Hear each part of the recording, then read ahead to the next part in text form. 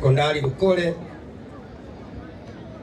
waheshimiwa wakuu wa shule mbalimbali mliohudhuria hapa kwenye mahafali haya,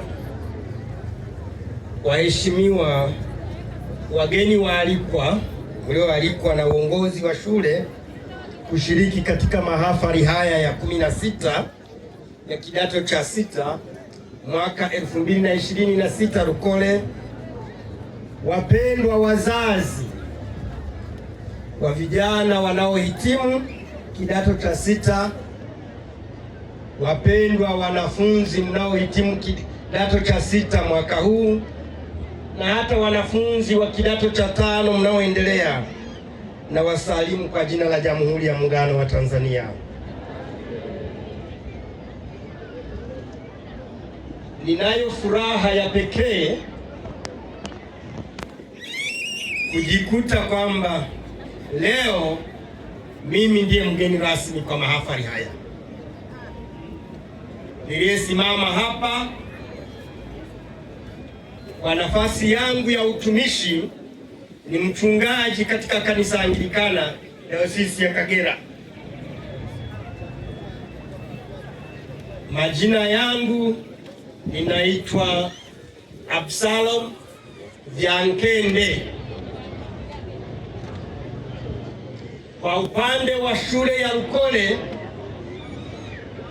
kwa karibia miaka 6 sasa, mimi ni mwenyekiti wa bodi ya shule. Kwa hiyo sio mgeni kwenye mazingira, ni mgeni mwenyeji.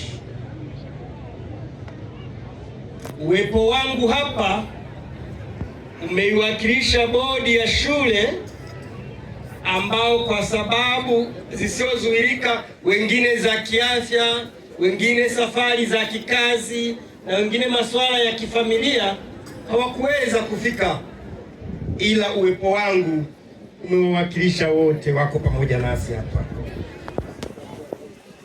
Nimefurahi kumuona na makamu mwenyekiti wa bodi ya Moonshine ambako nako mimi ni mwenyekiti. Karibu makamu wangu, lazima nitambue uwepo wako. Mahafali ya kidato cha 6 hoye! Wanafunzi wa kidato cha 6 mnaniangusha. Ugeni huu ni wenu, lakini naona mnajishughulisha na mambo mengine badala ya kusikiliza kile kinachoendelea kwa ajili yenu. Sisi tulitulia, tukawatazama, tukawasikiliza na kuwatuza. Sasa yale masuala ya nidhamu mliojisifia, naona hapa hapa mbele ya wazazi wenu mmeshalikoroga tayari. Niombe wale mliotawanyika mbali, tafadhali mrudi. Shule ya Lukole High School imelibeba jina la wilaya ya Ngara. Risala ya shule inaonyesha wazi kwamba wapo watoto 50 wanaohitimu hawakuwa wamechaguliwa kujiunga na shule ya sekondari Lukole, lakini kwa sababu ya sifa za shule ya sekondari Lukole, wazazi walipigana kadiri walivyoweza ili waweze kupata nafasi ya kuhamishia watoto wao hapa Lukole. Uhakika nilio nao, hao 50 sio peke yao walioomba, ila ndizo nafasi zilizopatikana. Kama tungeweza kuwachukua wote walioomba, yumkini tungepata zaidi ya watoto 200 zaidi, lakini mazingira yetu hayakuweza kutoa mwanya kwa ajili ya wote walioomba kukubaliwa kuja kujiunga na Lukole. Ni kwa sababu ya sifa ya shule ya sekondari Lukole iliyo nayo, hasa kwa lile ambalo ndio biashara inayotolewa hapa, inayouzwa hapa, taaluma.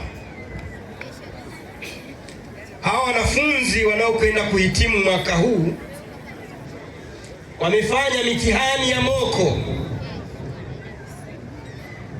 Maelezo niliyopata kutoka ofisi ya mkuu wa shule ni kwamba kati ya wanafunzi 644 waliofanya mitihani ile ni wanafunzi 85 tu ndio waliopata daraja la 3. Wengine wote walipata daraja la kwanza na la pili. Nataka niseme neno hili kwa wahitimu: jitamkie maneno, maana ulimi unaumba. Ninayo mifano hai. Yale maneno utakayojitamkia, yawe mazuri au mabaya, hayo yatakukuta katika maisha yako, kwa sababu ulimi unaumba. Nina mtoto naye anayehitimu mahali hapa, akiwa kidato cha kwanza na cha pili, maendeleo yake darasani yalikuwa ya kawaida. Bahati nzuri ameingia kidato cha kwanza katika shule ile, mkubwa wake akiwa kidato cha 3 katika shule hiyo hiyo. Yule mkubwa wake alipomaliza kidato cha 4, mdogo alikuwa anaingia kidato cha 3. Matokeo ya form 4 yalipotoka, karibia na mwisho wa mwaka wa kidato cha 3 kwa yule mdogo, huyu mkubwa akawa amepata nafasi kwenda kusoma uhasibu Dar es Salaam, chuo cha uhasibu. Huyu mdogo aliposikia dada yake amekwenda uhasibu Dar es Salaam, alikuja kaniambia, baba, dada ameenda uhasibu Dar es Salaam, mimi nakwenda advance. Kwa hiyo hapo hapo akaweka uamuzi na kuongeza jitihada. Leo anahitimu kidato cha 6. Determination makes perfect. Kile alichokidhamiria akawa amekifikia. Ninaye mtoto mwingine, yeye alipomaliza kidato cha 6 akachaguliwa miongoni mwa wale wachache wanaochaguliwa kujiunga na jeshi. Yeye akawa amepewa nafasi ya kwenda JKT. Akaja akaniambia, baba, mimi sitaki ajira ya serikali, kwa hiyo sioni sababu ya kwenda JKT, nataka nifanye mambo yangu mwenyewe. Nikamwambia ni sawa, kufanya mambo yako mwenyewe ni sawa, lakini ili uweze kuyafanya vizuri hayo unayowaza kufanya, ni vizuri upitie mazingira tofauti, upate uzoefu tofauti, na jeshi ni sehemu mojawapo ya kukukomaza kwa kile unachotaka kukifanya. Kwa hiyo nakushauri uende jeshi upate uzoefu mwingine. Akanikubalia, akaenda jeshi. Alipomaliza jeshi, matokeo ya form 6 yalikuwa yametoka, akajiunga na chuo Dar es Salaam TIA pale. Amehitimu masomo yake kule katika marketing and public relations. Ameamua kujiajiri mwenyewe kama dhamiri yake ilivyomtuma. Ndani ya miaka 3 shughuli zake anazozifanya, anao uwezo wa kuajiri watu, akawalipa mishahara kwa kiwango cha mishahara ya serikali. Kile utakachojinenea ndiyo yatakayokuwa maisha yako. Niombe kwa vijana wetu mnaokwenda kuhitimu, msifikirie sana ajira. Hakuna taifa hata moja duniani, hata Marekani, lenye uwezo wa kuajiri raia wake wote kafanikiwa. halipo. Wengine mtapata ajira, ni sawa, wengine hamtapata ajira. Lakini nataka niwaambie, mtaji wa kwanza ulio nao ni maarifa unayopenda kuyapata na utakapokuwa chuoni, kwenye msingi uliojengewa hapa Lukole na kule ulikopita kabla ya kuja Lukole.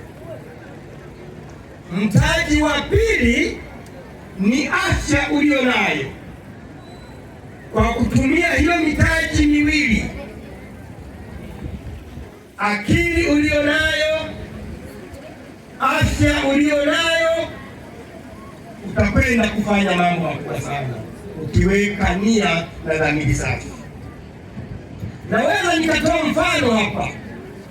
Haya matenti tunayotumia hapa leo na muziki ulioko hapa, vyombo vya muziki vilivyoko hapa, huyu bwana FMK namfahamu kabla hajamiliki chochote kati ya hiyo. Amekuja huku Ngara akiwa mwalimu wa shule ya msingi. Amefanya kazi pale Mugwanza, jirani na ninapoishi. Lakini kipawa chake kikawa ni kama hiki cha burudani na kutumbuiza kwenye masherehe. Hajafanya vibaya kwenye kazi yake ya ualimu, lakini ona alikofikia sasa. Amejibrand, ana jina la FMK, ameshakuwa na brand yake. Ni maswala ya determination, ni maswala ya creativity, ni maswala ya kutake risk na usikate tamaa. Pale ulipoweka nia utafanikiwa. Mambo yatakayowafanikisha mengine katika michezo mbalimbali mlioifanya, mmejipa nasaha nyingi sana. Nidhamu na tabia njema itakupitisha pale ambapo cheti chako cha kitaaluma hakiwezi kikakufikisha. Na nataka nitoe zawadi kwa mwanafunzi mmoja wa kidato cha 6 laiti. Mwanafunzi anayetaka zawadi